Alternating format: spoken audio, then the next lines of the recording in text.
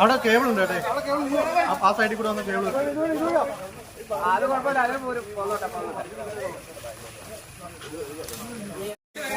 വടാട്ടുപാറ ഭാഗത്ത് ഇന്നലെ കാട് പോയ കാട്ടാടി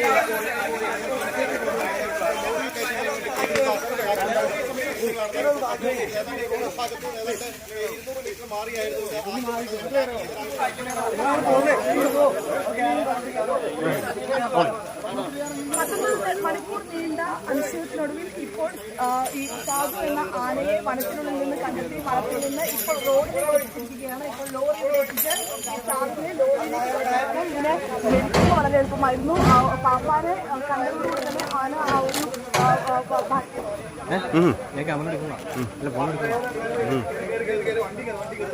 ഞാൻ